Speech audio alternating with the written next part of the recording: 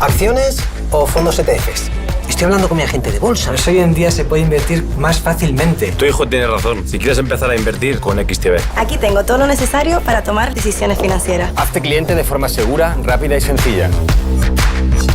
Y una app intuitiva y fácil de usar. Con solo unos clics, invertido.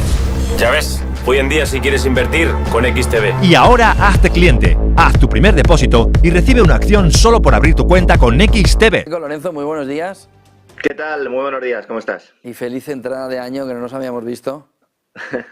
Igualmente, aquí luchando como siempre, ¿eh? Una entrada de año un poco. Han cogido las fiestas un poco complicadas este año, ¿verdad? Y casi hemos empezado a mitad de mes. Pero bueno, así la cuesta de enero será menos empinada, ¿no? Hay que ver las cosas positivas siempre, José Antonio. Vamos a ver, Lorenzo, China está levantando el freno de mano, ¿no? E impulsando el petróleo, ayudado además por el susto en el canal de Suez que tuvimos en la jornada de ayer. ¿Levanta el freno de mano? ¿Va a ser suficiente para impulsar el petróleo o el petróleo va a pasar muy mal este año, aún con China? No, yo coincido parcialmente, ¿no?, con el análisis que acaba de hacer hace unos minutos Pablo Gil, ¿no?, que además se considera un referente y siempre recomiendo a todos nuestros amigos que le sigan, ¿no? Porque aquí en Negocios TV ya le conocen, pero en otros sitios pues a lo mejor no tanto, ¿no?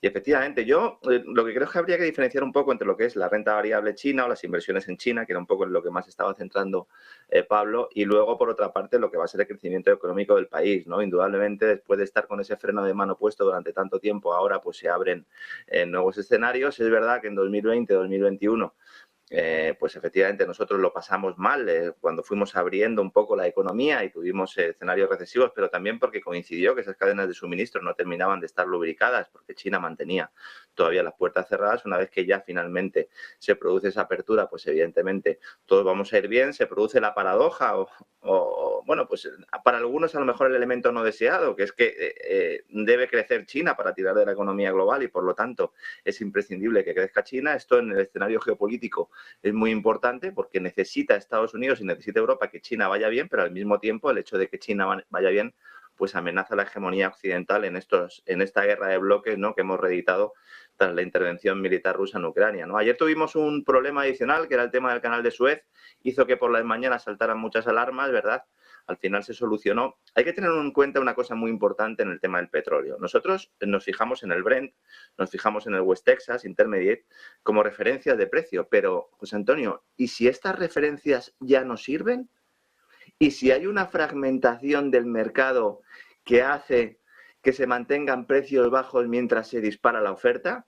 Porque ese es el escenario que empezamos a ver, porque si tenemos en cuenta que en los países del Golfo, liderados por Arabia Saudí, que representan más o menos el 40%, ¿no?, de las reservas, están vendiendo a China, a India, están vendiendo a Asia, están vendiendo con descuentos importantes de precio, y al mismo tiempo tenemos al resto de productores, los Venezuela, Irán y compañía, que también están vendiendo, y parece ser también que con ciertos descuentos a sus aliados en su bloque geopolítico, podríamos estar hablando de que hay un precio realmente soterrado que no sabemos cuál es y que convive un precio bajo con un incremento de la oferta. Yo entiendo que, de la demanda, perdón. Yo entiendo que esto es complicado porque esto atenta contra los elementos básicos de la economía, pero si vemos cómo está trasladando, ayer lo comentabas, ¿no?, Rusia, fundamentalmente sus hidrocarburos, está ya vendiendo a China, está elevando el 8% las ventas, incluso vendiendo también a Europa con esos barcos fantasmas, ¿no?, los auténticos conocidos como unknown, desconocidos, pero que finalmente son desconocidos porque realmente el que compra no quiere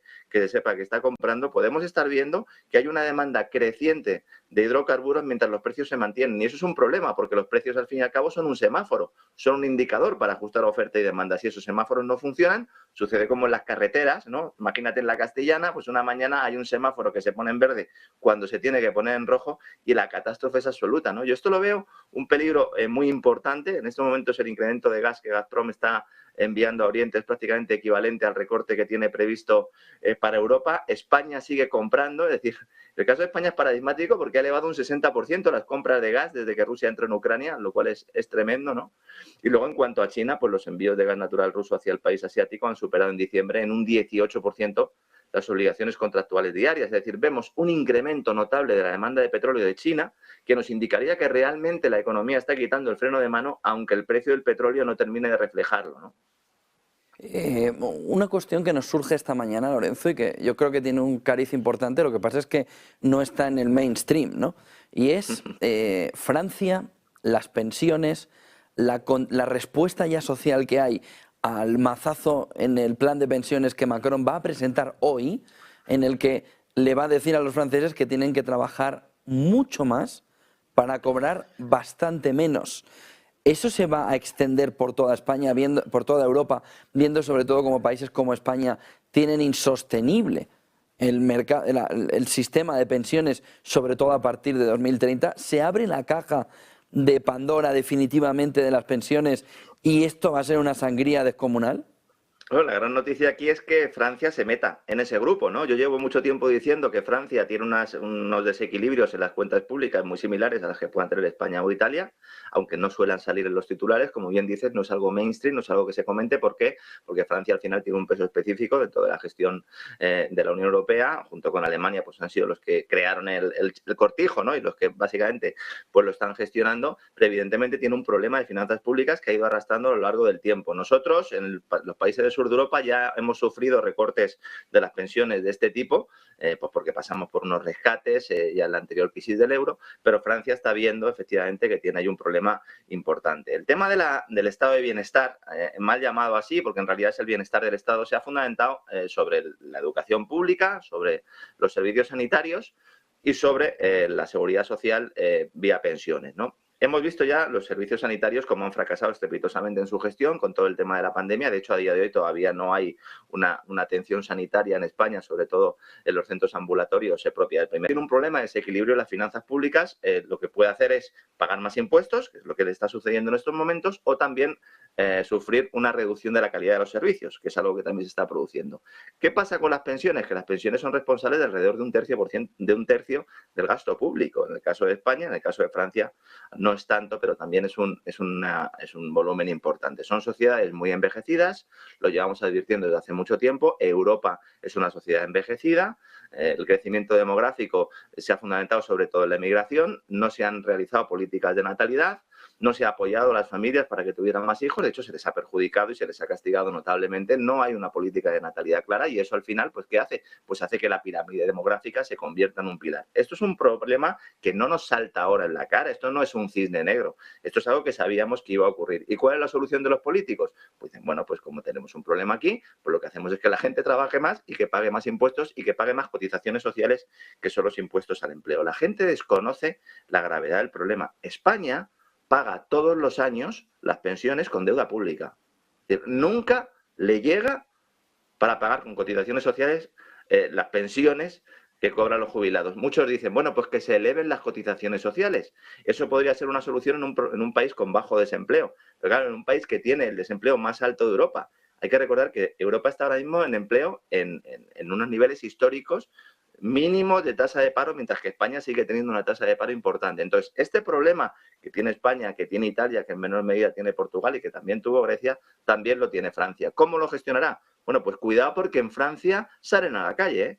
Cuidado porque en Francia se ponen el chaleco y en cualquier momento puede haber revueltas. Y yo siempre digo que lo que suceda en Francia pues puede suceder en España dentro de 5 o 10 años, porque en ese sentido llevan un cierto decalaje. En la medida en que Macron sea capaz de solucionar este problema, pues fenomenal, y si no lo puede hacer, entonces vamos a tener olas, vamos a tener disturbios sociales y vamos a tener un escenario de cierto caos que también beneficiará a los políticos para seguir reduciendo libertades. José Antonio.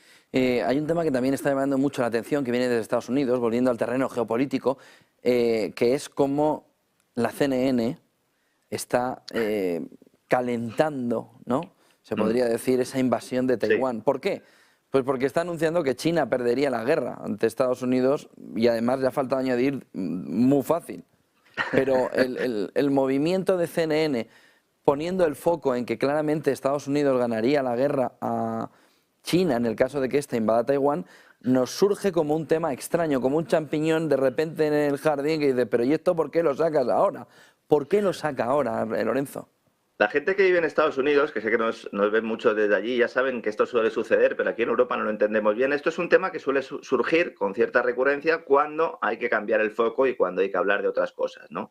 Ahora mismo hay mucho debate en torno a esa presidencia, ¿verdad?, de la Cámara de Representantes, con esa negociación del techo de deuda, con esa ruptura un poco del Partido Republicano. Tenemos mucho ruido también sobre la posibilidad de que Trump pues, pueda volver a repetir, y entonces en ese contexto se vuelve a sacar el tema de China del armario, ¿no? La CNN ha sido el altavoz de un informe del think tank estadounidense del Centro de Estudios Estratégicos Internacionales. Hacen un juego de guerra, estos de simulaciones que les gustan tanto, ponen la fecha de la guerra de Taiwán en 2026.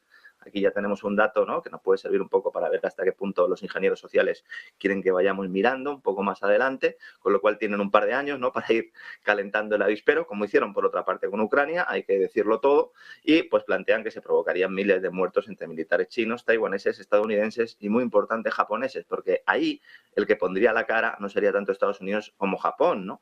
Según esta simulación, pues Pekín perdería la guerra, como bien comentabas, pero al final del conflicto, pues al menos 2 portaaviones estadounidenses yacerían en el fondo del Pacífico, y la Armada china, que se ha modernizado mucho, de hecho, ahora mismo es la mayor del mundo, quedaría destrozada, ¿no? Es curioso, cuando uno entra a analizar un poco este informe y se sale un poco de la propaganda de la CNN, se da cuenta de que el propio investigador que firma el informe dice que es muy poco probable que se produzca la invasión de la isla. Entonces dice, bueno, entonces ¿para qué haces estas cosas, no? Bueno, pues porque esto es ingeniería social. El informe, por si alguien lo quiere buscar, se llama La primera batalla de la próxima guerra.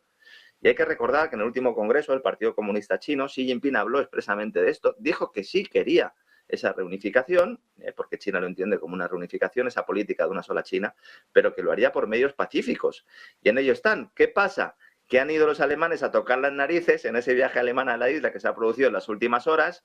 Ha habido maniobras militares chinas que siempre pues, aprovechan este tipo de circunstancias también para decir estamos nosotros aquí, y esto va a ser un tema recurrente que espero que finalmente no llegue la sangre al río, porque si llegara, entonces todas las previsiones y todos los análisis que estamos haciendo aquí todos los días pues se quedarían en agua de borraja, José Antonio.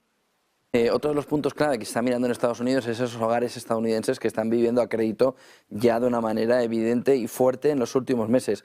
¿Eso significa o se puede traducir en una crisis financiera que estaríamos empezando a mirar de cerca? Fitch Ratings ya lo ha dicho. Es decir, normalmente las agencias de calificación son las últimas que se dan cuenta, o a lo mejor las primeras que se dan cuenta, pero las últimas que confiesan que se han dado cuenta, ¿no? Según pues aprendimos en la anterior crisis financiera, ¿no? En estos momentos la demanda interna en Estados Unidos se sostiene por las tarjetas de crédito. Hemos visto una campaña navideña en la cual han aumentado las ventas minoristas de forma importante, pero más del 35% de las familias en Estados Unidos están utilizando tarjetas de crédito o préstamos al consumo, que serían equivalentes, datos de diciembre, para hacer frente a los gastos cotidianos, es decir, para comer, para salir a cualquier actividad de ocio, incluso para compras navideñas. Esto lo refleja la encuesta del pulso de los hogares de la Oficina del Censo de Estados Unidos. ¿Este porcentaje es mucho o es poco? Porque uno pensará, bueno, es que en Estados Unidos se utilizan mucho las tarjetas de crédito. En abril el porcentaje era del 21%. Ahora estamos en el 35%. ¿Esto qué implica? Pues que los ciudadanos han consumido buena parte de sus ahorros. JP Morgan considera que se agotarán del todo en el segundo trimestre de 2023. Y bueno, pues se produce esa circunstancia en la que muchos hogares viven de cheque a cheque, como se dice en Estados Unidos, sin ahorros suficientes para cubrir emergencias, esto es muy importante, o periodos sostenidos de inflación.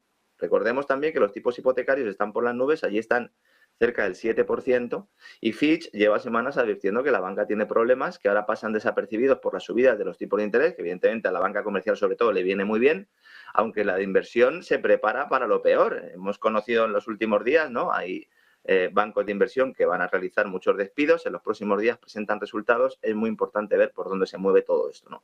Y luego en el aspecto español, ojo, porque en Europa la banca británica y la española son las más expuestas a la burbuja del ladrillo, según también dice el informe reciente de la propia Fitch, que especifica que la ralentización económica, la subida de los tipos de interés, la elevada inflación y el aumento del desempleo van a provocar un incremento de las tasas de impago de las hipotecas sobre inmuebles residenciales en la mayoría de los mercados. Y esto pues implicará que los beneficios de los bancos se vean sometidos a una mayor presión. Ya está pidiendo el Banco Central Europeo a muchos bancos que recapitalicen. Cuidado, porque esto significa dos cosas. Uno, cierre del grifo de crédito, credit crunch. Y en segundo lugar, impagos notables. Estamos hablando de subidas de cuotas. En el caso de España, mucha gente que está empezando ahora a revisar su hipoteca con el Euribor de diciembre, Euribor medio del 3%, estamos viendo subidas de cuotas de entre 300, 400, 500 euros la cuota mensual. En algunos casos duplicándola. ¿Esto es sostenible? Evidentemente no es sostenible y los bancos van a tener que elegir. O bien anotan esos préstamos en el lugar de morosos, con lo cual tienen que provisionar, tienen que recapitalizarse, o bien gestionan de alguna manera una reestructuración de deuda, que es por ahí por donde pueden ir los tiros, y es en eso en lo que confía el gobierno, a pesar de que muchos de los que quieran solicitar estas reestructuraciones no cumplan con el famoso código de buenas prácticas. Este es el principal problema que yo creo que tiene España. Esta es la bomba que no ha terminado de estallar. Los impagos hipotecarios en los próximos meses se van a disparar y los bancos, insisto, van a tener que elegir y en muchos casos a lo mejor prefieren extender el plazo e incluso aplicar moratorias para no aplicar esos descuentos que les obligan a adjudicarse esos inmuebles y luego ponerlos en el mercado, lo cual cuidado porque en el segundo semestre también puede generar una ola vendedora de inmuebles a pesar de que los agentes y los inversores en real estate sigan diciéndonos que no pasa nada y que la situación es extraordinaria. Un último punto. Se ha conocido además que Alemania está usando gas natural licuado español en sus nuevas plantas de regasificación, en sus nuevas plantas regasificadoras. Esta era la... Bueno, claro, no hay quien pare a Sánchez en Bruselas, ¿no? Esta sería la última baza para jugar Sánchez de mantener, por ejemplo, la excepción ibérica hasta finales del 24, etc, etc, etc. Se le pone bien a Sánchez, la verdad, con la crisis alemana. Yo creo que ahí es una oportunidad, no para España, sino para el gobierno español, lo cual es bastante diferente.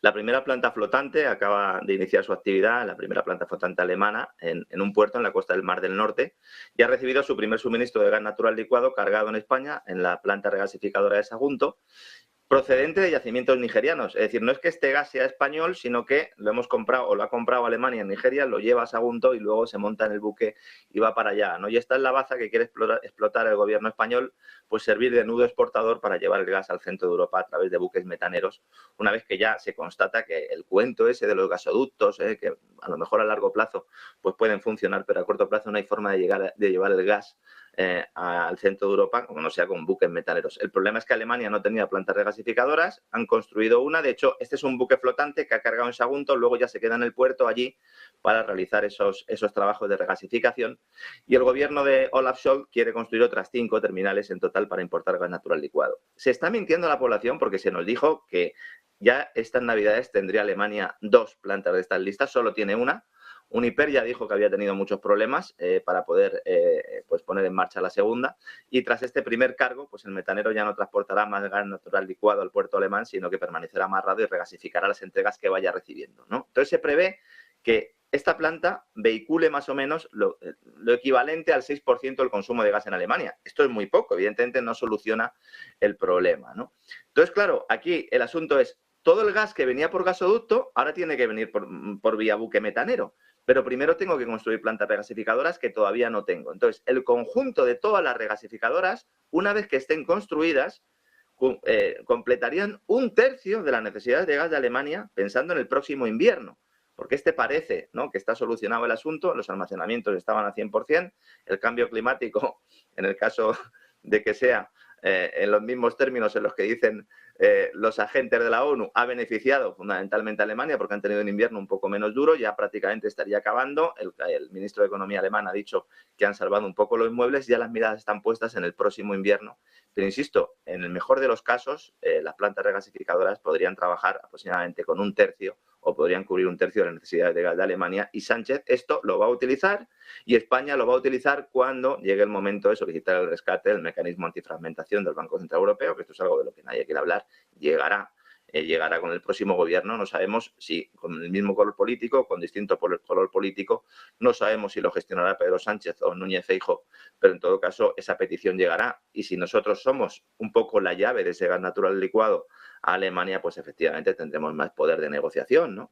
Que insisto, esto es algo bueno para el gobierno, pero no tiene por qué ser algo bueno para los ciudadanos españoles, José Antonio. Bueno, es la paradoja, ¿no? Nuestro gas en Alemania, el petróleo ruso en España. Pero efectivamente. Bueno, es que buena parte del gas natural licuado que va a llegar al centro de Europa va a ser gas natural licuado comprado de forma de tapadillo, ¿no?